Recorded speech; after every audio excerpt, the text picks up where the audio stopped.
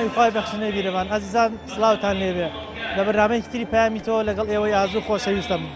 خەڵکێکی زۆر ڕژاونەتە هۆڵی تەلاری هونەر لە شاری سلێمانی ژن و پیا و منداڵ و گەورە و پیر هەمویان پشتیوانی خۆیان بۆ لیستی کۆمەڵی ئیسلامی 104 دەرەبڕن ئێمە ئەمڕۆ هەوڵاتیانە ئەدوێنین بۆچی ئەیانوێ پشتگیری لە لیستی کۆمەڵی ئیسلامی بکەن چوو مێدێکیان بە نوێنەرەکانی کۆمەڵ هەیە ئایا چ شتێکیان پێکرێت کە خەڵکی تر توانای نییە بیکە ئەوانە دوێنین ئێوەش بینەرمان بۆچی هاتوومەم کەرنەڤاڵە بێگومان ئەمڕۆ هەنگی ئەلانکردنی لیستی 104 کۆمەڵی ئیسلامیە ئێمە دەمانەوێت ئەو هەڵوێستانەی کە لە 4 ساڵی ڕابردوو حیزبەکانی هەرێمی کوردستان پیادە و پەیڕەویان کردووە بێگومان کۆمەڵی ئیسلامی یەکێکە لە حیزبە هەرە کاریگەرەکان و یەکێکە لەو حیزبانەی کە بەگەندەڵیەوە تێوە گلاوە و هەمیشە لە هەڵوێست لەگەڵ دەنگۆی لەگەڵ دەنگی شەقامدا بۆ پشتگیری شەقامیشی کرد. نوێنەرەکانی کۆمەڵ دەتوانن چی بکەن کە خەڵکی تر پێی ناکرێت؟ بێگومان 4 ساڵی ڕابردوو سەلماندەتی نوێنەرەکانی کۆمەڵ تاکە نوێنەرن کە لە کوردستاندا و جیاوازی حیزبە سیاسیەکانیان وەلاناوە بە تەنها نوێنەری کۆمەڵی ئیسلامی نەبوون بەڵکو نوێنەرێکی نەتەوەی کورد بوون و بگرە تیاری شیعی و سنی و تەنانەت کوردیش یەکێک لە پەرلەمانتارە کوردەکان دەڵێ ئێمە قەرزاری ئەحمەدی حاجی ڕەشیدین ئەمە پەرلەمانتارێکی کوردی و یەکێک لە حیزبەکانی دیکەیە تەنانەت لە وەسفی ئەحمەدی حاجی ڕەشیدا دەڵێت کورد قەرزاری ئەحمەدی حاجی ڕەشید و کورد ئەحمەدی حاجی ڕەشید بنمونە یعنی ئەمە ئەحمەدی حاجی ڕەشید یەکێکە لە نوێنەرەکانی کورد و ئەو کات نوێنەرەکانی دیکەشمان کە ئەمڕۆ کۆمەڵی ئیسلامی نەدەینێرێتە بەغداد هەر لە تەواوی ئەو پەرلەمانتارە نەمانەوە کە ئێمە ناوی ئەومان بردووە بەسمان تاکە شخصێکە وەکو کۆمەڵی ئیسلامی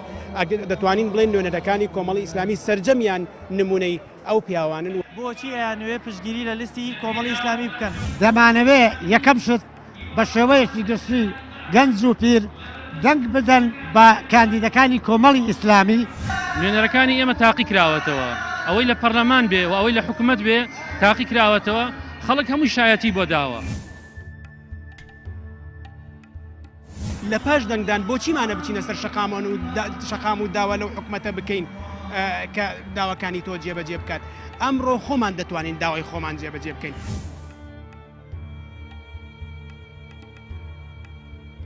وەڵاوە 4 ساڵی پێشوو چۆن حەقیان وتووە ئیشەڵا پشت بەخوای گەورە هەراقاڵێ ئەوان پەروەردەیەکن پەروەردەی وڵاتەکان خۆشترەوێت لە پێش حیزبەکەیانە لە پێشە وڵاتەکان ئینجا حیزبەکەیان ئەندام پەرلەمانەکانی کۆمەڵی ئیسلامی پێشەنگ بوون لە داکۆچکردن لەسەر مات و خەڵقی ئەم هاوڵاتی نیشتیمانی کوردستان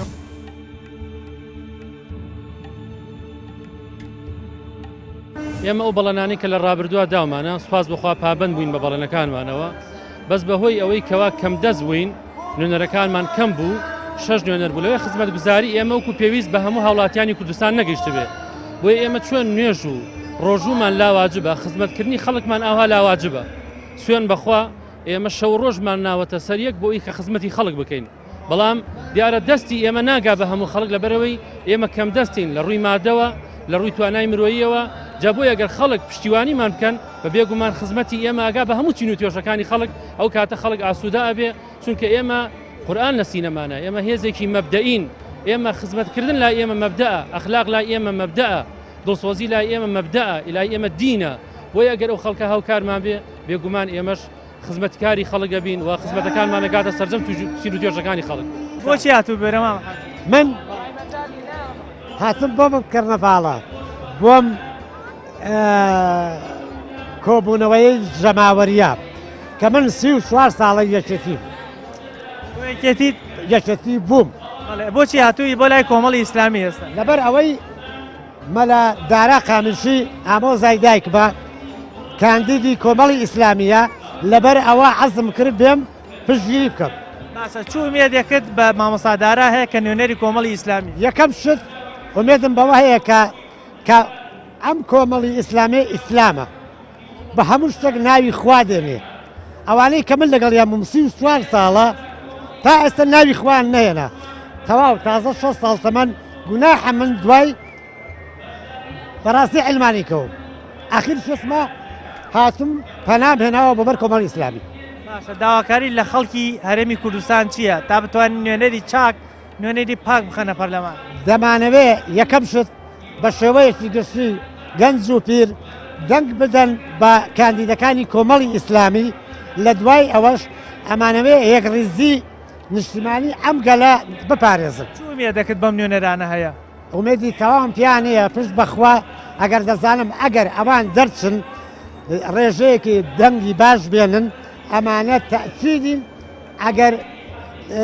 کوردستان خۆشەکەن لەبەر ئەوەی ئەمانە ئیسلام لەخوا ترسن ئەوەی کە من دواکەوتم 30 ساڵە لەخوا نەترسا فەرموو چمان لێ هات جنا من جەلال مۆڵانی جەلال جەلالی پێوەکە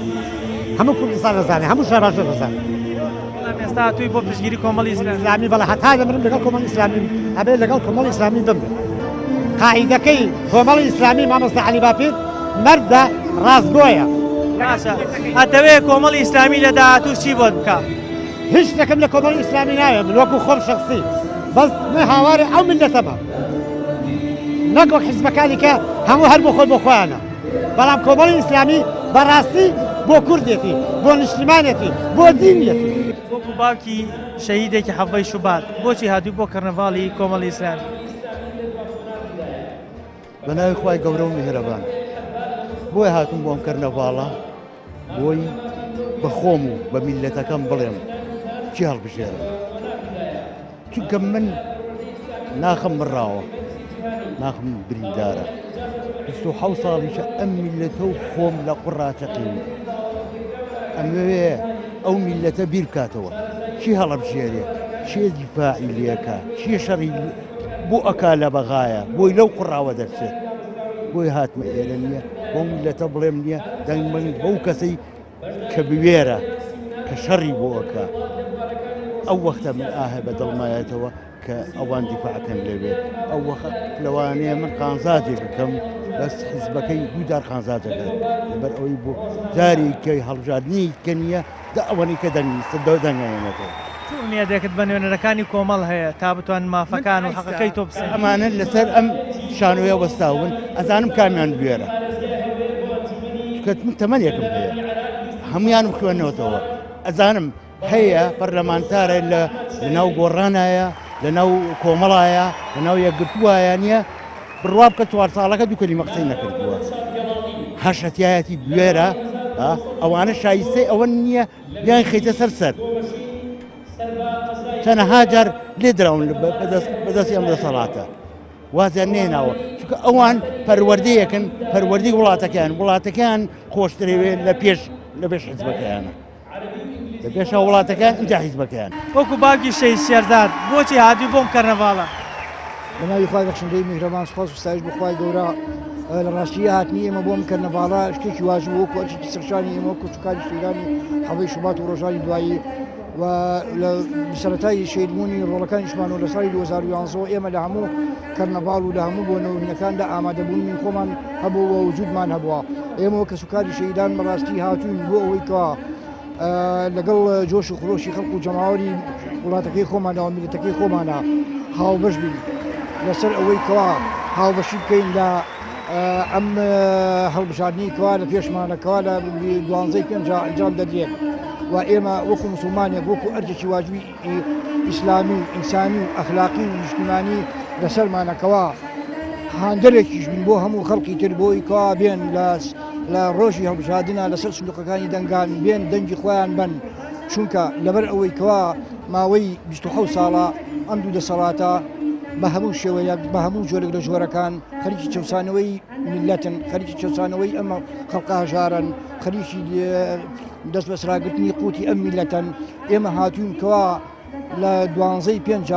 بەڵێنی خۆمان دووپات بکەینەوەوانە بۆ خەڵق و بۆ وڵات و بۆ نیشتیمانەکەمان و بۆ خەڵق و جەماوەڕەکەمان کەوا لەسەر شنقەکانی دەنگدان ئەم جارە دەنگی خۆمان بین بە بەڵێ بۆ ئەو لیستانە بۆ ئەو کاندیدانی کەوا لە لیستی کۆمەڵی ئیسلامی و یاخود هەر لیستێکی ترکەوا لە لیستەکانی کوردستانە هەرێمی کوردستانە ئەتوانن خزمەتی زۆرتر بە خەڵق و بە میلەت و بە جەماوەڕەکان بکەن ئێمە دەنگیان پێبێت وەکو باوکی شەهیدانی حەڤەی شوبات شەید ڕێژوان بۆچی هاتوون بۆ کەرنەڤاڵی کۆمەڵی ئیسلامی بە حقیقەت ئێمە وەکو خانەوادەی شەیدانی حەڤەی شوبات و ڕۆژانی دوایی لەلایەن دەسەڵاتێکی زاڵمی زۆرداری بێعارەوە زوڵمان زۆر لێکراوە حەق و مافمان فراوە مافمان پێشێر کراوە ئێمە ئەمڕۆ هاتوون بۆ ئەم کۆنگرەی کە لەلایەن کۆمەڵی ئیسلامیەوە بەڕێ ئەکرێت هاتین بۆ ئەوەی دەنگ و ڕەنگمان بخێنە پاڵ دەنگ و ڕەنجی ئەم خوشک و برا بەڕێزانەمان هەر کەسێک هەر حیزبێ لە کوردستان کە داوای چاکسازی بکە داوای ئاوەدانکردنەوە بکە کارەبا و ئاو موچە بۆ خەڵک دابین کە دژی ئەم دەسەڵاتە بێ من دەخۆزۆشی لەکەم چ ئومێدێکت بە نوێنەرەکانی کۆمەڵ هەیە یان پێشبینی ئەەکەی ئەوان چیتان بۆ بکەن نوێنەرەکانی کۆمەڵی ئیسلامی لە وەجبەی یەکەمی پەرلەمانی عێراق و کوردستانی شەم هەموو جارە دانیشتنمان لەگەڵ کردوون ڕابۆچوونی خۆمان گۆڕیوەتەوە پێمان وتون ئەبێ دیفاعمان لێ بکەن ئەم دەسەڵاتە زاڵما حەق و مافەکانی پێشێر کردوون ئێوە بێنە سەرخە دیفاع لێ بکەن کۆمەڵی ئیسلامی وەکو کۆمەڵە کەسێک وەکو برنجی شۆراوان دەست پاکن چاو پاکن داوێن پاکن هەموو مێدێکشمان بەوان هەیە کە ئیشاڵا چاکسازیمان بۆ بکەن دژی ئەم دەسەڵاتە توانیویانە لە جێ ئومێدی خەڵکی دەنگدەری خۆیان بن قوربان بە جۆرەی مستەوای خۆیان بە جۆرەی عەدەدی خۆیان بە جۆرەی توانای خۆیان ئەرحەملا دەوری باشیان هەبوو جێگای فەخر و شانازی بە جۆش و خۆشەوە بچنە سەر سنووقی دەنگدانەکان بەو پەڕی سەربەرزی و شانازیەوە سزای ئەم دەسەڵاتە دیکتاتۆرە بن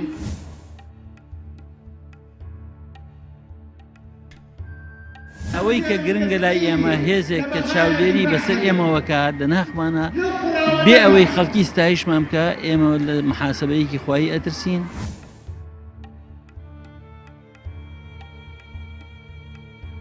کۆمەڵی ئیسلامی وای لە چاوەڕوان دەکرێت کە لە ئایندەدا بتوانێت ئەو ڕۆڵەی کە لە ڕابردوودا بینێتی لە ئایندەدا زۆر کاریگەرەکتر و کاراتر ببینێت داوا لە خەڵکی هەرێمی کوردستان دەکەین کە دەنگ بە کاندیدامان بدەن ڕاستگۆیی دەستپاچی دڵسۆزی ئیرادە خاوەن بڕیار هەموو ئەوانە لەو خەسڵەتە جوانانن کە لە ڕابردووە نوێنەرەکانی کۆمەڵ لە حکوومەت و پەرلەمان سەلماندویانە من وەکو گەنجێک خۆم بە خۆشحاڵەزانم لەم کەڕنەباڵەدا بەشداریم کردووە ئامادەم پشتیوانی خۆم بۆ لیستی 104 دووپا دەکەمەوە و دەنگی ئێمە بۆ لیستی 104 و دیواستەکەوتم بۆ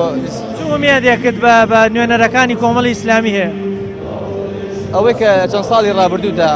ئەوان پەیڕەویان کردووە بۆ منە ئەوەی کەوان بڵێن بەو شێوازەیانی حەق بێژ بوون ڕاست بێژ بوون لە ئەنگری فەقیر و هەژار بوون دڵسۆزی خاک و گەل و وڵات بوون ئینشاءڵڵا ئومێدمان زیاتر پێیان هەیە لەمە دوای کاری باشتر و باششکەن ئینشاءڵڵا پشتیوان بەخوای گەورە پیوەستەکەوتیش بۆ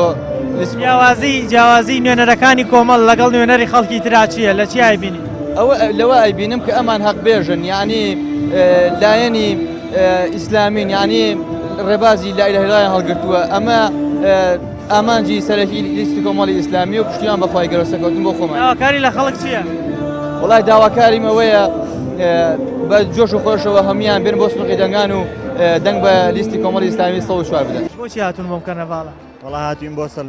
بۆ سەرخستنی لیستی 104 پشت بەخوای گەورە چ ئومێدێکتان بە نوێنەرەکانی کۆمەڵی ئیسلامی هەیە وەکو گەنجێک وەڵا وەک 4 ساڵی پێشوو چۆن حەقیان وتووە ئیشەڵا پشت بەخوای گەورە هەرا قاڵێ ئومێدەکەی ئەمانەی کۆمەڵی ئیسلامی لە جێی ئومێدی خەڵکا بن لە گوێ ئێو خەڵک بابڵی ئومێدی ئەو دەنگدارانە بن کە دەنگیان پێدا پشت بەخوای گەورە ئەرەوەڵات وەک چۆن 4 ساڵی پێشوو حەقیان وتووە ئیشەڵا لەمە دوای شەروانە داواکاریت لە خەڵکی هەرێمی کوردستان چییە داواکاریم وەیە کە پیاوی مرد لیستی هەڵوێست پشت بەخوای گەورە ئیشەڵا سەرکەوتووە وەکو وەزیرێک کە پێشووتر لە کابینەکەی حکوومەتی هەرێما بووی پەیامتان چییە بۆ دەنگدەرانی کۆمەڵی ئیسلامی پەیامی دڵی خۆمەوەیە کە بە جۆش و خورەشێکی گەورەوە هەموو دەنگدەرانی کوردستان ئەوانەی متمانەیەکی دروستیانەیە بە پەیامەکانی ئێمە ئەوانەی کە یانەوێ ئایندەیەکیان وەکو ئەمڕۆ نەبێ ئەوانەی کە یانەوێ بەشنگی خۆر هەڵبێت و تاریکایی ماڵاوایی بکە بەرەو سندوقەکانی دەنگدان بڕۆن متمانەمان پێ بکەن متمانەی ئێمە ئایندەیەکی خۆیان سۆگەرەکە ئینشەڵڵا نوێنەرەکانی کۆمەڵ چیان پێکرێت کە خەڵکی تر پێی ناکرێت ئەوەی کە گرنگە بە تاوێکی گرنگەوە ئامادەکاریێکیان بۆ خۆیان دروست کردووە بتوانن لەگەڵ هەموو گۆڕانکارەکانی تازە ئەوان چەکی نوێیان پێبێ نابێ بیرکردنەوەیان وەکو دوێنێ بێ ئەبێ لە مەیدانی ساحەی سیاسی عێراقا کە بۆ خولێکی 4 ساڵی ئایندە ئەڕۆن ئەبێ بزانن هەموو گۆڕانکاریەکان لە ئایندا هەیە ئەمانیش وەڵامیان بۆ هەموو ئایندەکان و پرۆژیان بەو هەموو ئایندەکان پێ تا چەند بەڵێن ئەدەن بە خەڵک کە لە جێگای ئومێدی خەڵکو و ئەوەی کە دەنگتان پێدا لە جێگای ئومێدیوانە بە مەسلەیەکێڵێ 120 بەقە و بینینێ نییە ئێمە بەڕاستی ئەمانەوێت کردداری ڕابردووی هەموو کەسێکمان لە هەموو شوێنەکان چ لە حکوومەت چ لە پەرلەمان ئەوانە پەیامێک بن بۆ خەڵک بۆ ئەوەی بەڕاستی ئێمە هەمیشە وتومانە ڕازگۆیی پردی پەیوەندیمانە پەیوەندی ئێمە لەگەڵ هاوڵاتیانی خۆشەویست هاونیشتمانانی ئازیز بەڕاستی تەنها ڕازگۆییە چونکە ئەوەی کە گرنگە لای ئێمە هێزێک کە چاودێری بەسەر ئێمەوەکە دەناخمانە بێ ئەوەی خەڵکی ستایشمان بکە ئێمە لە محاسبەیەکی خوایی ئەترسین ئێمە بەرپرسیارین لەسەر ئەو ئەمانەتی کە هەمانە ئێمە وەکو چاوی خۆمان ئایندەی خۆمانمان دێ ڕوونە و ئێمە بەرامبەر خوای گەورە بتوانین ڕازگۆ بین ئەو کاتە بەڕاستی خەڵک دڵنیاکەین کە هەر متمانەیەکی بەتاکی ئێمە هەبێ متمانەیەکە بەخۆی چونکە ڕازگۆیی خەڵکی ئێمە ڕازگۆیەکی ئیمانیە پێشەوەی ڕازگۆیەکی سیاسی یا ئیداری یا پەرلەمانی بێت تۆکو پێشتر لە بەڕێوەبەری دەستگای مین بووی چ بەڵێنێک بە دەنگدەرانی کۆمەڵی ئیسلامیەدا سپاس بێگومان کۆمەڵی ئیسلامی لە ڕابردوو چ بە تیمە وەزارەکەی لە حکوومەت چ بە ئەندام پەرلەمانەکانی لە بەغا و هەرێمی کوردستان کۆمەڵی هەڵوێستی مەردانە و بێوەرانەی دەربڕیوە کۆمەڵی هەڵوێستی سیاسی جوانی دەربڕیوە داکۆکارێکی سەرسەخت وە لە مافەکانی خەڵکی کوردستان چه پەرلەمانتارەکانی چ نوێنەرەکانی لە حکوومەت دەستپاکانە و بێوێرانە و ئازانە ئەوەندەی لەوێ بوون کاری و گەڕی خزمەتیان کردووە شایانی ئەوەن کە خەڵکی هەرێمی کوردستان متمانەی خۆی بەم لیستە بە کۆمەڵی ئیسلامی ببەخشێ چونکە بە حەقیقەت خەڵکێکن کە لە ڕابردووە تەجروبەکراون و خەڵکی هەرێمی کوردستان تەجروبەی ئەم لیستە و ئەم خەڵکەی کردووە کە خەڵکێک بوون چۆن ڕازگۆ بوون لەگەڵ بەڵێنەکانی خۆیان چۆن ئەوەی پێشتر بە خەڵکیان وتووە توانی وانە لە ئاستی کردداری لە پەرلەمان و لە حکوومەتا جێبەجێکەن نوێنەرەکانی کۆمەڵ لە حکوومەت و لە پەرلەمان چ شتێکیانەیە کە جیان کاتەوە لە نوێنەری خەڵکی تر بێگومان ڕازگۆیی دەستپاچی دڵسۆزی ئیرادە خاوەن بڕیار هەموو ئەوانە لەو خەسڵەتە جوانانن کە لە ڕابردووە نوێنەرەکانی کۆمەڵ لە حکوومەت و پەرلەمان سەلماندویانە داپۆکی کارێکی سەرسەختی مافەکانی خەڵک بوون لە پەرلەمان و چاودێرێکی باشیان کردووە چ لە کوردستان و چ لە عێراق لە حکوومەتی هەرێمی کوردستانیش بەو ئەندازە کەمەی کە ئێمە بەشدار بووین تایە تا ئەم ساتە وەختەش هەموو ئەو بڕیار و هەڵوێستانی کەنوانومانە لە حکوومەتە جێی فەخر و شانازیە دەستپاکی ڕازگۆیی لەگەڵ خەڵکابوون بڕیار لە بەرژەوەندەی خەڵک و تا ئەم ساتە وەختەش هەموو نوێنەرەکان لە حکوومەتی هەرێمی کوردستان چ لە حکوومەتی خۆجێژی لە حکوومەتی هەرێمی کوردستان هیچ کەسێک ناتوانێت پەنجیان بۆ درێژکە کە خوا نەخواسە گەندەڵێشیان کردێت دزێژیان کردێ بەڵکو بە پێچەوانەوە هەڵوێستەکانیان شایانی ڕێز بوون نوێنەرەکانی کۆمەڵ چیان پێکرێت کە خەڵکی تر ناتوانێت بیکات بێگومان دڵسۆزی و لێبڕاوی لەو خەسڵەتە جوانانەیە کە نوێنەرەکانی کۆمەڵ کردویانە ئەمینێکی زۆر باش بوون بەسەر مڵکی گشتیەوە کە ئەوەی کەوتوێتە ژێردەستی ئەوان لە بواری مادی و لە بواری معنەوی ئەمیندارێکی زۆر زۆر باش بوون دڵسۆزانە و لێبڕاوانە شەو و ڕۆژ بەبێ حسابکردن بۆ کات هەنگاویان ناو بە لەگەڵ خەڵکا بوون تەواضع و دەرگاکراوەی و بەدەم خەڵکەوە بوون پرۆژەی استراتیژی ئیدارەیەکی سەرکەوتوو لە مؤسساتەکانی خۆیان هەموو ئەوانە لە خەسڵەتە جوانەکانی و نوێنەرەکانی کۆمەڵ بوون مامۆستا عومەر ئێوە وەکو بەرپرسیار لە حکوومەتی هەرێمە بەڕێوەبەری گشتی چاودێری و گەشەپێدانی کۆمەڵایەتی چی بە دەنگدەرەکانی کۆمەڵی ئیسلامی ئەڵێ من بە هەموو دەنگدەران ئەڵێم بە شێوەیەکی گشتی کە هەڵبژاردن بە تایبەت بۆ کەسانەیە کە مەحرومن بێبەشن هەژارن فەرامۆشکراون مافیان پێشێ لەکرێ ئەمە بە فرسەتێکی گەورە بزانن بەشداری هەڵبژاردن بکەن تۆڵە بکەنەوە و پشتگیری و هێزانە بکەن کە پشتیوانیانەکەن لیستی کۆمەڵی ئیسلامی لیستی هەژارەکانە لیستی مەحرومەکانە لیستی بێبەشەکانە لیستی ئەوانەیە کە لەلایەن خەڵکانێکی قۆرەخکارەوە ژیانیان فەرامۆش کراوە بێبەش کراون بۆیە نوێنەرەکانیشی بە دەستپاکی داوێن پاکی بە ڕەوشتی بەرز بە کەفاعەت و لێهاتووی ناسراون بۆچی ئەیانوێ پشتگیری لە لیستی کۆمەڵی ئیسلامی بکەن دەمانەوێ یەکەم شت بە شێوەیەکی گشتی گەنج و پیر دەنگ بدەن بە کاندیدەکانی کۆمەڵی ئیسلامی نوێنەرەکانی ئێمە تاقی کراوەتەوە ئەوەی لە پەرلەمان بێ و ئەوەی لە حکوومەت بێ تاقی کراوەتەوە خەڵک هەمووی شایەتی بۆ داوە لە پاش دەنگدان بۆچیمانە بچینە سەر شەقام و داوا لەو حکومەتە بکەین کە داواکانی تۆ جێبەجێ بکات ئەمڕۆ خۆمان دەتوانین داوای خۆمان جێبەجێ بکەین.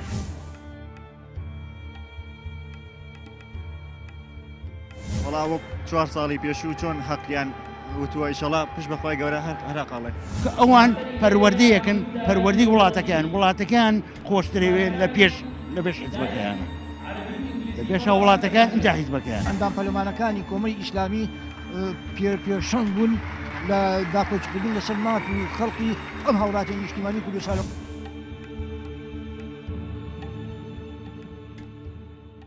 وەکو ئەندامی سەرکردایەتی کۆمەڵی ئیسلامی پەیامتان بۆ خەڵک و دەنگدەری کۆمەڵی ئیسلامی چیە؟ دیارە پەیاممان لەم هەڵبژاردنانەی کە بەرەوە ڕووی بینەوە ئەمە ڕۆژە دەستی پێکردووە وەکو بانگەشەی هەڵبژاردن بۆ پەرلەمانی عێراق بەتەکید کۆمەڵی ئیسلامی لە ڕابردوودا لە قۆناغەکانی ڕابردوو لە پەرلەمانی عێراق بە ئەندام پەرلەمانەکارەکانیدا ئەوەی سەلماندووە کە داکۆچکارێکی سەرسەختی وەرەوە داکۆچکارێکی جددیە لە مافەکانی خەڵکی کوردستان دوور لە بەرژەوەندی حیزبی و هەروەها ئەوەی سەلماندووە کە بە تەکید کۆمەڵی ئیسلامی دەتوانێت بەو پەڕی جددی وردەکاریەوە و بۆ پەڕی بێلایەنی بەرامبەر بەم بەرژەوەندیانی کە بەشێک لە پارتە سیاسەکان لە کوردستاندا دەیکەن وەکو بەرژەوەندی بۆ حیزبەکان و خانەوەدەکانێن کۆمەڵی ئیسلامی جیا لەم خەڵسەتانە بە دڵنیاییەوە توانیوێتی لە ڕابردوودا داکۆچیکار بێ و پێشمان وایە دەتوانێت لە ئایندەدا هەمان لەسەر هەمان ڕێزکە بڕوە و گەشەی پێ بدا لەبەرەوەی پێدەچێ پرۆزەی سیاسی لە عێراق لە دوایم هەڵبژارنەوە گەرمبگوڕتر بێ و ئیشکردن لە پەرلەمانی بەغدا بۆ داکۆچی لە خواستەکانی هەرێمی کوردستان لە موچەو لە بژێوی خەڵکی کوردستان لە پەیوەندیەکانی هەرێم و بەغدا پێمان وایە گونجاوتر و ملایمتر دەبێت لەو کەش و هەوایی کە بەرەو ڕووی دەبینەوە لەو دەرفەتانی کە لە ئایندەدا بەرەو ڕووی دەبینەوە بە تاکید ئەرجی کۆمەڵی ئیسلامی لە ئەنەساسەکان قورسترە و لەناو ئەوانەشدا کۆمەڵی ئیسلامی وای لە چاوەڕوان دەکرێت کە لە ئایندەدا بتوانێت ئەو ڕۆڵەی کە لە ڕابردوودا بینێتی لە ئایندەدا زۆر کاریگەرەکتر و کاراتر ببینێ بۆیە لێرەوە داوا لە خەڵکی کوردستان دەکەین مەتمانی خۆیان بەخشن بە کۆمەڵی ئیسلامی هەتا وەکو کۆمەڵی ئیسلامی بەم ژمارە کورسیە بە سێ کورسیەوە لە ڕابردوودا توانی داکۆچی کار بێ و ڕقەمێکی گرنگ بێ بتوانێت لە ئایندەدا بە ژمارەیەکی زیاترەوە ڕقەمێکی گرنگتر و داکۆچیکارێکی سەرسەختتر بێ بۆ مافەکانی خەڵکی کوردستان. جیاوازی نوێنەرەکانی کۆمەڵی ئیسلامی لە کابینەکانی پێشوە چی بۆ تا خەڵک بتوانێت جارێکتر متمانەیان پێ بکاتەوە؟ من پێم وایە دەبێت جەماوەری کوردستان ئەم جیاکاریە بکەن ئەندامانی کۆمەڵی ئیسلامی بە سێ ئەندامی پەرلەمانەوە لە پەرلەمانی بەغدا لە ڕابردوودا لە ژنە جیاوازەکاندا بە ئەو پەڕی جەریئانەوە بەو پەڕی وردەکاریانەوە دوور لە خیتابی سیاسی و مزایەدا و هەموو ئەو پێشبینانەی کە کردویانە لەگەڵ بەغدا لەسەر وەزعی ڕێفراندۆم لە بودجە لە پشتی هەرێم لە مادەی 117 لە ئەم ناکۆچەی کە هەبوو لەسەر تەسلیمکردنەوەی نەوت بە بەغدا بۆ ناردنی بودجە لە پرسی سربەخۆیی ئابووری هەرێمی کوردستان لەو بێ بەتمانەی کاندا پەرلەمانانی کۆمەڵی ئیسلامی و کۆمەڵی ئیسلامی هەیە بوو لەبەرەوەی پێی وابوو هەرێمی کوردستان بێپلانە لە ئابوورێکی سربەخۆ بۆیە ڕێکەوتن لەگەڵ بەغدا لەم قۆناغەدا زۆر گرینگە ئەمانە بەشێکن لەم خصوصیەت و خەسڵەت و مەیزانی کە کۆمەڵی ئیسلامی لە ڕابردوودا هەیبوو و پێشبینیەکانی کۆمەڵی ئیسلامی پەرلەمانەکانی زۆر بە وردی ئەوەی سەلمان کە کۆمەڵی ئیسلامی زۆر وردبینانە و زۆر واقعیانە و زۆر لەسەر ئەم واقعی بوونانە زۆر زەریعانەش تەرح و پێشنیارەکانی خۆی کردو داکۆچیکاردووە لە پەرلەمانی عێراقدا. کۆمەڵە خەڵکی هەرێمی کوردستان چییە؟ چی بکەن تا خەڵکی پاک بنێرنە پەرلەمانەوە؟ بێگومان داواکاریم لە خەڵکی کوردستان ئەوەیە دەنگدان دەبێت ئەمڕۆ گۆڕانکاری پێ بکرێت. ئێمە کە ئەو کات چوونەتە سەر شەقام دژی گەندەڵی و دزی و فزی لە هەرێمی کوردستان و دژی پاشەکەوتی موچە ئەمڕۆ دەتوانین بە دەنگدان عقوبەیان بدەین و بە دەنگدان مافی خۆمان بسەنین. ئەو کات لە پاش دەنگدان بۆچیمانە بچینە سەر شەقام و داوا لەو حکومەتە بکەین کە داواکانی تۆ جێبەجێ بکات. ئەمڕۆ خۆمان دەتوانین داوای خۆمان جێبەجێ بکەین. چێن ئەوانەی لە ڕابردوو نە لەگەڵ ڕیفراندۆم بوون ئەو ڕیفراندۆمە شومەی کە بەسەر هەرێمی کوردستانە هات تەواو گێڕاینەوە بۆ ساڵەکانی 93 و ئەو حکوومەتەی کە خۆمان هەمان بوو لە شوبە دەوڵەتێک دەچوو ئەویشمان بەسەرچوو کێن ئەوانەی پشتگیری لە ڕیفراندۆمیان کرد بێگومان لێرەدا عقوبەی بکەن کێن ئەوانەی لە ڕابردوو کە حکومڕانی ئەم هەرێمی کوردستانە بوون و ئەو نەهامەتیانەی بەسەر هەرێمی کوردستانی هێنایەنە دووبارە دەنگیان پێنەدەنەوە دەتوانین کۆمەڵی ئیسلامی یەکێکە لەو حیزبانەی و خاڵێکی تریش لێرەدا ئەوەیە بەو وعدە بریق و باقانەی بەشێک لە حیزبە تازەکان کە ئێستا دەیانەوێت خەڵک هەڵبخڵەتێن و وا دەزانن کە خۆیان چاکسازی و هەرێمە بێگومان ئەوانش دروستکراوی بەشێکی دی لەو حیزبانن و بۆ قسانە هەڵنەخڵەتێن کۆمەڵی ئیسلامی تاقی بووەتەوە و دەتوانن دەنگ بە کۆمەڵی ئیسلامی دەن و ئەو کات کۆمەڵی ئیسلامی دەتوانێت خەمی ئەوان فەرەهم بێن. کاریت لە خەڵکی هەرێمی کوردستان چییە وەکو ئەندامێکی سەرکردایەتی کۆمەڵی ئیسلامی چ بەڵێنێکیان پێدەی کە نوێنەرەکانی ئێوە جیاواز بن لە نوێنەری حیزبەکانی تر؟ نوێنەرەکانی ئێمە تاقی کراوەتەوە ئەوەی لە پەرلەمان بێ و ئەوەی لە حکوومەت بێ تاقی کراوەتەوە خەڵک هەموو شایەتی بۆ داوە بەڵام ئێستا ئێمە داواکاریمان ئەوەیە کە ئیمڕۆ ئێمە هاتوونێتە مەیدانەکە بەڵێنمان داوە کە خزمەتتان کەین و ئێمە دین و دنیا و دوا ڕۆژمان پێکەوە گرێ داوە بەڕاستی ئێمە ئێستا داواکارین لەو خەڵکە کە ئیمڕۆ ڕۆژی ئەوانە ئیمڕۆ ئەوانیش هەڵوێز بنوێنن بۆی کەوا ئێمەش دوجار خزمەتیان بکەین چونکە ئەگەر ئیمڕۆ ئەوان هەڵوێز نەنوێنن دوجارە بێ لۆمەی خۆیان بکەن گلەی لە خۆیان بکەن ئەگەر خەڵکی خراپە چونکە لەو سەکەتە المحقون لنطق المبطلون ئەگەر ئەهلی حەق بێدەنگ بێ ئەو کاتە ئەهلی باتڵ دێتە قسە و دێتە گۆ بۆیە پێویستە ئەهلی حەق ئیمڕۆ هەڵوێستی خۆی بنوێنێ پشتیوانی لە لیستی دەست بە دەستنوێژ و لیستی هەڵوێست و مەردایەتی بکات. پێ دوایە نوێنەرەکانی کۆمەڵ یان کۆمەڵی ئیسلامی ئەوەیە کە خەڵک بە دوایاگەڕێ قوربان دەتوانم لە 100% متمانان پێکرێت جارێ ئەحمەدی حاجی ڕەشیدان هەیە فقط بەڕێزمانجلات دەوری هەبوو لە بەغدا ئەم کابرایە معنای وایە کۆمەڵی ئیسلامی کاندیدەکانی هەمویان قائیدی گەورن دەتوانن بەس دەستیان گرتون نایەڵن ئەوەنە ئومێدەواری کە یعنی ئەوەنە ئومێد هەیە بە خەڵکی کۆمەڵی ئیسلامی چی وای کردووە ئەمەندە ئومێدی بەرزت پیانە چوار ساڵی ڕابردوو دیارە قوربان هەموو شتەکانیان دووخ ڕاستە چۆنیان گوتووە طبق الأصل وا هاتووە ئەمجا بەڕاستی مامۆستا عەلی باپیر بەس ئەو توانیوێتی بڵێ نەخێر ئیستۆپ دەسەڵات بەسە بەس ئەو توانیوێتی یەکێتی نەوێراوە وا بڵێ فقط عەلی مامۆستا عەلی باپیر ئازا نەبوو لەبەر ئەوەی من دەنگی پێدەین بەخۆم و بە تەافمانەوە لانی کەم 30 نەفەرم هەیە هەموو شانشەوە زۆریان لێرن بازی هەر نازانێت کە ئەمڕۆ ئەم کەرنەڤاڵە هەیە ئەنجنە هەموویان دار باشە یعنی دەنگەکەت بەم سۆگەری بۆ کۆمەڵی ئیسلامیە بەخوا قەستم بۆ کۆمەڵی ئیسلامیە زۆر دەسپاس هەموومان نەکەر من هەموومان هەر وەختێک ئەحمەدی حاجی قسەی کردبێ لە ماڵە هەموو چامان پڕ بۆ لە گریان ئەزانین ئەگەر ڕاست دەکەن ناخیز چی تایە بەڵام دەسەڵاتی نییە بۆ ڕێگریەکەن لە خەڵکی بەتوانای وەکو ئەحمەدی حاجی ڕەشید شتم زۆر پێیە بەڵام لێرەدا ناکرێت شتم زۆر پێیە قایمقامان هەیە لە ماوەت بەقەت پۆلیسێ دەستی ناڕەچووە کۆمەڵی ئیسلامیە باشە بەقەت پۆلیسێ دەستی نەڕە مامۆستا کامەران کە لەم کوردستانە پیاوی وای نییە بەخوا لە هەموو کوردستان شوار پیاوی وای نییە بەڵام قسەی ناڕە کۆمەڵی ئیسلامی دەسەڵاتی نییە باشە بۆ ڕێگریەکەن لە خەڵکی کۆمەڵی ئیسلامی بۆ بەربەرز بۆیان ڕاستگۆیە لەبەرەوەی دز نییە لەبەر ئەوەی ئەبێ چی بکە خەڵک هەرکی خەڵک چییە؟ هەرکی خەڵک بە هەموو توانانەوە دەنگ بدەن بە کۆمەڵی ئیسلامی بەشکو ئەم پرۆسەیە سەرکەوێ بەڕاستی بە جۆش و خۆشەوە بچنە سەر سنووقی دەنگدانەکان بەو پەڕی سەربەرزی و شانازیەوە سزای ئەم دەسەڵاتە دیکتاتۆرە بن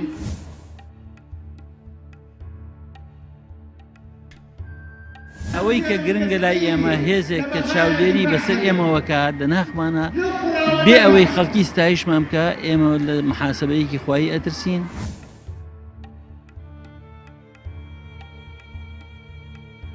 کۆمەڵی ئیسلامی وای لە چاوەڕوان دەکرێت کە لە ئایندەدا بتوانێت ئەو ڕۆڵەی کە لە ڕابردوودا بینێتی لە ئایندەدا زۆر کاریگەرەکتر و کاراتر ببینێت داوا لە خەڵکی هەرێمی کوردستان دەکەین کە دەنگ بە کاندیدامان بدەن ڕاستگۆیی دەستپاچی دڵسۆزی ئیرادە خاوەن بڕیار هەموو ئەوانە لەو خەسڵەتە جوانانن کە لە ڕابردووە نوێنەرەکانی کۆمەڵ لە حکوومەت و پەرلەمان سەلماندویانە وەکو باوکی شەهید داواکاری چییە لە خەڵک لە هەڵبژاردنە تا بتوانێت تۆڵەی خۆی ئەم 27 ساڵە ڕەزالەتە پڕمەینەتەی خۆی بسێن داواکارم لەو خەڵکە جوان بە زیرەکانە ئەوانی کە دەنگدەرن داواکارم لە هەموو میلەتی کورد ئەوەی دەنگدەرە زۆر نییە بەهینێک بە زۆر بە شێوەیەکی وە ئەم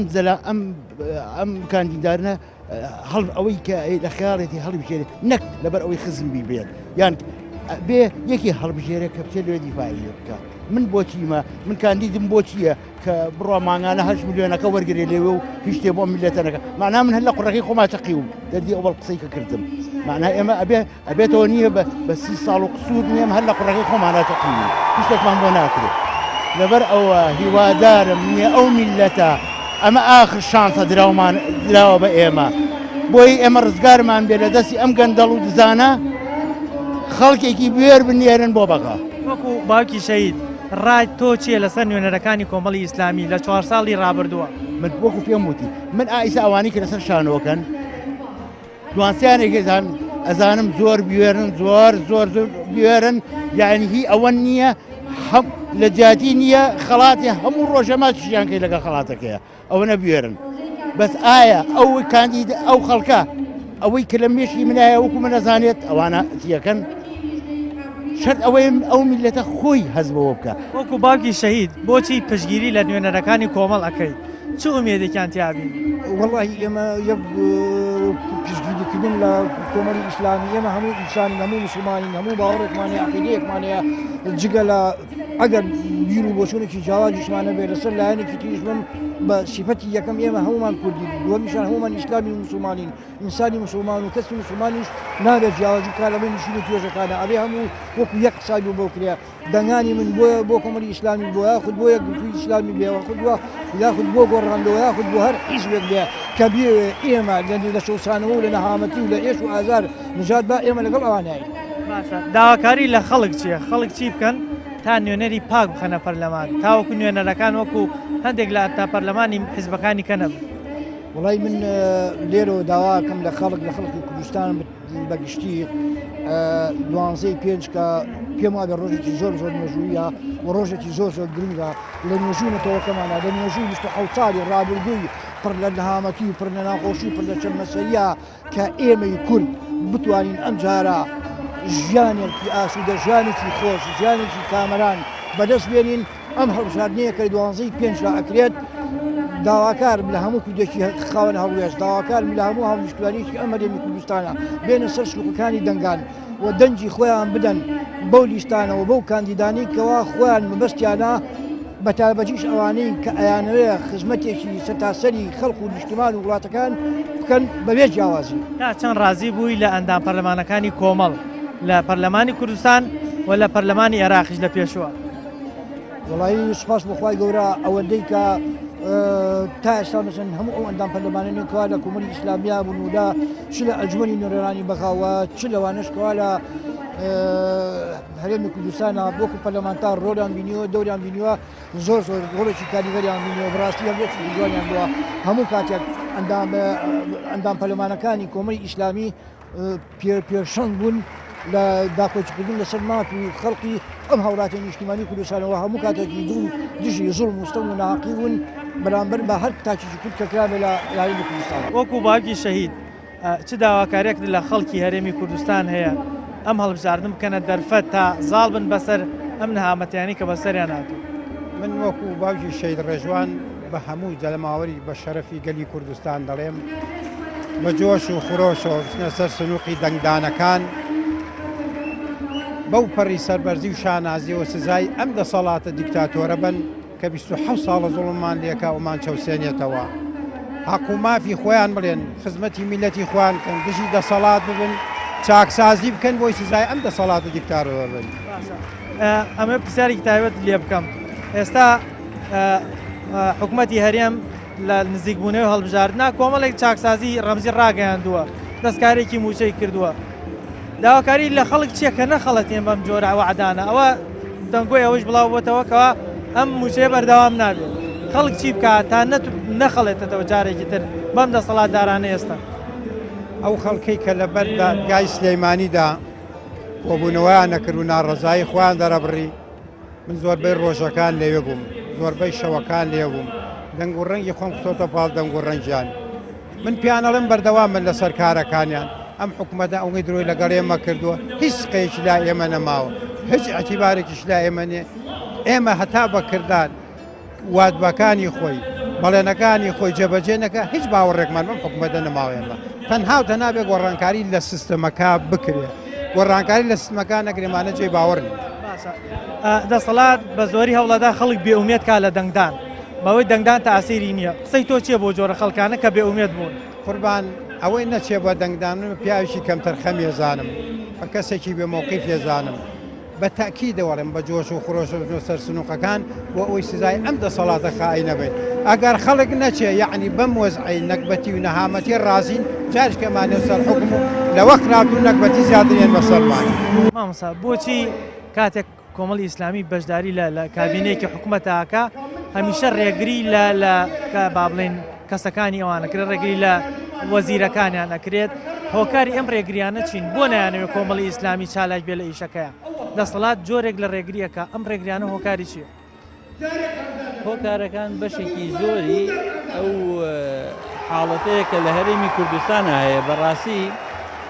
ئیدارە لە هەرێمی کوردستانە 50 بووە پاشماوەیەکی چەندین ساڵێ ماوەتەوە چوونەتە جوگەکانی هەموو دەسەڵات لەسەرەوە بۆ خوارەوە هەر کەسێک کە بەشداری ئەکا بەلاوازی کە بەشداری کاوکو میوان سیرەکرێ وەکو چەند نوێنەرێک بەشداریەکە نەک لەگەڵ هەموو جوگەکانە پێویستەکە لە ئایندەدا ئیش لەسەرەوە بکرێت بەشداریەکان بەشدارێکی کارابن هەموو جوگەکانی دەسەڵات بگرێتەوە بۆ ئەوەی ئەو پەیامانەی کە هەتە بەو خەڵکانەی کە بەشداری ئەەکەن بتوان بیسەلمێن ئەگەر ناکرێت لە طبقەیەکی سەرەوە بەشداری بکەیت لە طبقەکانی خوارەوە فەرمانەکان وەکو پێویست جێبەجێ نەکرێت و بە ئیحتیمام وەرنەگیرێت. بۆچی ئەیانوێ پشتگیری لە لیستی کۆمەڵی ئیسلامی بکەن؟ دەمانەوێ یەکەم شت بە شێوەیەکی گشتی گەنج و پیر دەنگ بدەن بە کاندیدەکانی کۆمەڵی ئیسلامی. نوێنەرەکانی ئێمە تاقی کراوەتەوە ئەوەی لە پەرلەمان بێ و ئەوەی لە حکوومەت بێ تاقی کراوەتەوە خەڵک هەموو شایەتی بۆ داوە. لە پاش دەنگدان بۆچیمانە بچینە سەر شەقام و داوا لەو حکوومەتە بکەین کە داواکانی تۆ جێبەجێ بکات ئەمڕۆ خۆمان دەتوانین داوای خۆمان جێبەجێ بکەین.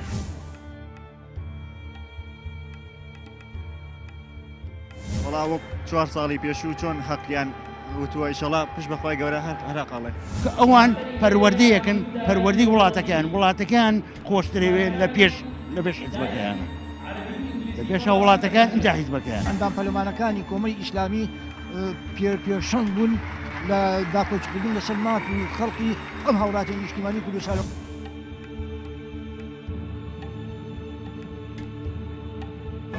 مامۆستا نوێنەرەکانی کۆمەڵ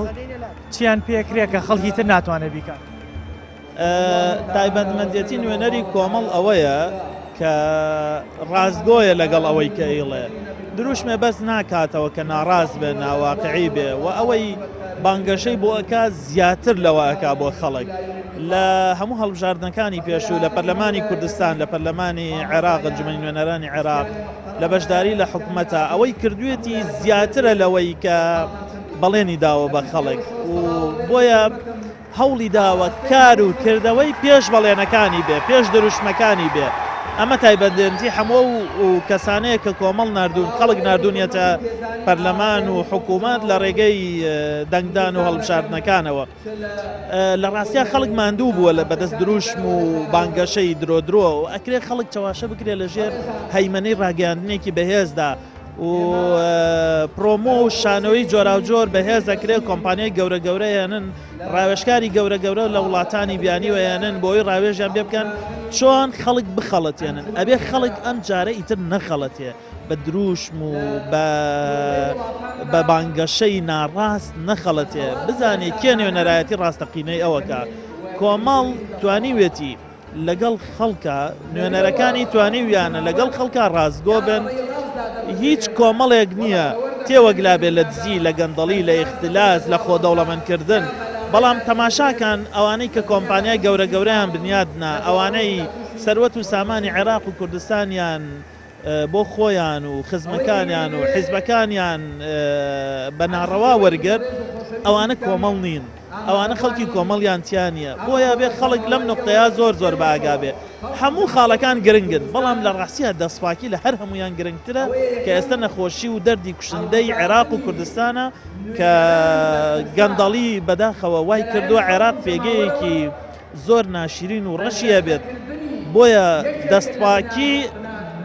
ئەبێ سیفەتی یەکەمی هەر نوێنەرێک بێت کە خەڵک دیارەکە. ئەگەر کۆمەڵی ئیسلامی ڕێژەی پێویستی دەنگی هێنا چیان پێکرێ بۆ خەڵکی هەرێمی کوردستان؟ بە پێ و بەرنامەی کە کۆمەڵی ئیسلامی ئەعلانیەکات هەمیشە گەڕێتەوە بۆ خەڵک، یعنی تۆ تەماشاکە لە 4 ساڵی ڕابردووی لە کوردستانە هەموو هەڵوێستانەی نواندوێتی هەمیشە گەڕاوەتەوە بۆ دەنگدەرەکانی، هەمیشە گەڕاوەتەوە بۆ بەرژەوەندی گشتی خەڵک، نەکەوتۆتە ژێر بشاری جۆرا و جۆری ئەو حیزبانەی مەسەلەن نقاتی هێزیان هەیە وەکو پارە و هێز و چەک و ناوەندی بڕیار و بە پێچەوانەوە کۆمەڵ لەگەڵ خەڵکا بووە لەگەڵ دەنگدەرانیا بووە و گەڕاوەتەوە بووی بۆ هەر هەڵوێستێکی نواندووە کە یەکەم بەرژەوەندی خەڵک، دووەم بەرژەوەندی وڵات، سێم بەرژەوەندی دەنگدەرەکانی بووە. ئەگەر کۆمەڵی ئیسلامی ڕێژەی پێویستی دەنگی هێنا چی پێکرێت بۆ خەڵکو و هەرێمی کوردستان؟ بەدڵێ ئومێدمان وایە کۆمەڵی ئیسلامی لەم هەڵبژێرانە دەنجی باشتر و چاکتر و زیاتر بێنێ و ئێمە دەبێت بزانین ئەوەی کە پەیوەستە بە هەرێمی کوردستان و بەغدا بەتاکید لە دوای ڕێفراندۆمی با بڵێن مانجینۆی ئەو ساڵی 2017ەوە ئێستا ئێمە لە قۆناغێکدا دەچینە بەغدا کە پەیوەندیەکانی نێوان بەغدا و هەرێمی کوردستان لە قۆناغێکی زۆر گرژ و شپرسەدایە تازەوە هێوا شێواش بەرەو هێمنبوونەوە دەچێت. پێمان وایە لەم قۆناغی ئایندەدا شەڕی گەورە بۆ داکۆچیکردن لە قوت و بژەوی خەڵکی کوردستان لە بەغدایەوە دەست پێ دەکات و شکستی حکومڕانی لە هەرێمی کوردستان واقعێکی ناچاری بۆ خولقانی جارێککە بتوانین لەوە کەس بە بەغدای ببەستینەوە بە بوشانەوەی هەرێمی کوردستان و ئابووری سەربەخۆی هەرێمی کوردستان و شستی هێنا بۆیە دەسەوڕ دەکەین ئەگەر ئێمە لەم هەڵبژاردنیدا لە ڕابردوودا دەنگەکانمان زۆر زیاد بکە بەتاکید لەسەر ئەم ستایلە واتە لە بەغدایەوە بەرەو ئاشتی بەرەو ئەمنێتی ئابووری هەرێمی کوردستان، لە بەغدایەوە بەرەو سەربەخۆیی کوردستان، لە بەغدایەوە بەرەو شەقامگیری کوردستان، لە بەغدایەوە بۆ ڕەوانەوەی هەموو ئەو مەترسیە هەرێمی و ئەقلیمانی کە لەسەر هەرێمی کوردستاندایە، لە بەغدایەوە بەرەو موەسساتێکی دامەزراوەی پێشمەرگە، لە بەغدایەوە بەرەو دابینکردنی موچە و هەروەها لە مامەڵەیەکی تەندروست و هاوسەنگ لە بینی ئێرە و بەغدا، لە بەغدایەوە بۆ داکۆچیکردن لە مادەی 140 لە بەغدایەوە بە شێوەی دەستور بۆ یەکلایکردنەوەی هەموو ئەو کێشە هەڵپەسێدراوانەی کە لە ناو سەرجێنا کۆکان هەیە لە بینی هەرێم و بەغدا. کۆمەڵی ئیسلامی چی پێکرێت لە بەغدا تاوەکو ئەو شکستانەی بەهۆی ڕێفراندۆم بەهاتنەوە پێشەوە ئەو شکستانە تێپەڕێنێت و بیگۆڕێ بە دەستکەوت و سەرکەوتنی باشتر؟ ئەمە بە تەکید بەپێی دەستور هەرێمی کوردستان بەشێکە لە عێراق و هەرێمێکە هەرێمێکی فیدرالیە لەم چوارچێوەدا و ئەمە دەستور ئەمە یەکلا کردێتەوە، بەڵام هەرێمی کوردستان پێش ئەوەی بێ با بڵێن بنەمایەکی ئابووری بەهێز بنەمایەکی دامەزراوەی دەوڵەتداری بەهێزدا بمەزرێنێ بە کۆمەڵێک دروشمی زەق لە ڕێگەی ڕێفراندۆم هەرێمی کوردستانی بەو قەیرانە برد. پێویستە کۆمەڵی ئیسلامی لە ئێستا و ئەمەشی لێ چاوەڕوان دەکرێت و ئەمەش پێیان و ئەرچێتی کە لە ئێستا بەدواوە هەرێمی کوردستان بەقەدەر قورسایی ئابووریەکانی بەقەدەر قورساییە کارژێڕیەکانی بەقەدەر پێگەی خۆی لە دەستوری عێراق مامەڵە بکە تاوەکو جارێکی هەرێمی کوردستان لە ڕووی ئابووری لە ڕووی سیاسی لە ڕووی کارژێڕەوە ببوژێتەوە لێرەوە ئێمە قسە لە سەربەخۆی بکەن سەربەخۆیە کە مقەیماتی هەبێ سەربەخۆیە کە پێداویستیەکانی هەبێ کۆمەڵی ئیسلامی لەسەر ئەو ڕیتمە ئیش دەکات لە کۆمەڵی ئیسلامی لە ساڵی 2014ەوە خاوەنی پرۆژەی سەربەخۆیە بۆ هەرێمی کوردستان بەڵام سەربەخۆیەک دەبێت هەموو زەمینە سیاسیەکانی گونجاو و مولائم بێ و یەکەمین بنکەی تەفاهم بۆ ئەم سەربەخۆیە دەبێت لە بەغداوە دەست پێ بکە و پێشمان وایە کۆمەڵی ئیسلامی ئەگەر لە ئەم قۆناغەدا دەنجی باش بێنێ بەتاکید لە چوارچێوەی پرۆژەی سەربەخۆیی استراتیجێتی کۆمەڵی ئیسلامی بۆ سەربەخۆی کوردستان هەنگاو داهاوێ و کۆمەڵی ئیسلامی سازشی نەکردووە لەسەر سەربەخۆی کوردستان بەڵام کۆمەڵی ئیسلامی ئەم تەوقیتە خراپە لە ڕیفراندۆم ئەم مامەڵە خراپە لەگەڵ بەغدایە ئەم شێوە غروریە ئەم قوربانی خەڵکی کوردستان بە کۆمەڵێک دروشمی زەق ڕەت دەکاتەوە ئەجیناییشکردن بۆ کوردستانێکی سەربەخۆ لە ڕێگەی دامەزراوە سەربەخۆیەکانی لە ڕێگەی ئابوورێکی سەربەخۆ لە ڕێگەی پێداویستیەکانی دەوڵەتی سەربەخۆ زۆر بە گرنگ دەزانێت و پێش وایە بەغدا لەو ڕوانگەیەوە چەقێکی گرنگە دەبێت کاری لەسەر بکات. مامۆستا ئەندامی سەرکردایەتی کۆمەڵی ئیسلامی چ پەیامێکتانەیە بۆ دەنگدەرانی کۆمەڵی ئیسلامی؟ داوا لە دەنگدەرانی خۆمان دەکەین ئەگەر هاتوو خەڵکی هەرێمی کوردستان دەنجیان پێدا و متمانەی خەڵکی هەرێمی کوردستانیان بەدەستهێنا ئەو پەیام و بەرنامانەیە کە ئێستا قیادەی کۆمەڵی ئیسلامی دایڕشتووە سەبارەت بە هەڵبژاردنەکان و ئایندەی عێراق و ئیدارە هەموو ئەو بەرنامە و ئامانجانە تەطبیق و پراکتیزە بکەن بۆ ئەوەی بتوانن خزمەتی خەڵکی هەرێمی کوردستان بکەن بەرگریان لێ بکەن مافەکانیان بەدەستبێنن بۆ ئەوەی دەوڵەت لە عێراق لە هەرێمی کوردستان بە دامەزراوەیی بکرێت و شەفافیەت و دادگەری بەرپابی و باشترین گۆڕانکاری و چاکسازی لەسەر ئاستی عراق بێتە ئاراوە و لە هەمان کاتیشدا داوا لە خەڵکی هەرێمی کوردستان دەکەین کە دەنگ بە کاندیدامان بدەن چۆن بینیان چەند کاندیدێکمان لە پەرلەمان و حکوومەت لە هەرێمی کوردستان لە بەغدا هەبوون نمونەی هەرە جوان و شایستە بوون بە پشتیوانی خوای گەورە و کاندیدانشمان بە هەمان شێوە دەبێت. ئەوەی کە بینیتان ئاپەڕای جەماوەری کۆمەڵی ئیسلامیە هەمویان بە گوڕوتینەوە داواکارن لیستی 104 کۆمەڵی ئیسلامی سەربخەن ئەوان ئەوەندە ئومێدیان بە کۆمەڵی ئیسلامی هەیە کە ئەگەر خەڵک دەنگی خۆیان بخاتە پاڵدەنگی کۆمەڵی ئیسلامی پەشیمان نابێتەوە لەو دەنگەی داواکارن خەڵک ئەوەی کە دەنگی دەتوانێت دەنگ بدا دەنگ بە نوێنەرەکانی کۆمەڵ بدا تا بتوانێت ئامانج و هەدەف و مافەکانی خەڵک لە بەغدا بسەنێتەوە ئەوانەی کە بە ڕیفراندۆم هەموو دەستکەوتەکانی هەرێمی کوردستانیان لەدەستدا تاکە ومێدەک ئێستا کۆمەڵی ئیسلامیە نوێنەرەکانی ئەوانن تا بتوانن ئەو مافانەی کە لە دەست درراوە جارێکی تر بیانهێننەوە بۆیە داواکارن هەرچی زووە خەڵک لەم هەڵبژاردنە بکاتە دەرفەت و دەنگ بدەنە کۆمەڵی ئیسلامی پامی تۆمان پێشکەشکردن تا بەرنامەیەکی تر بەخوای گەورەتان ئەسپێرم خواتان لەگەڵ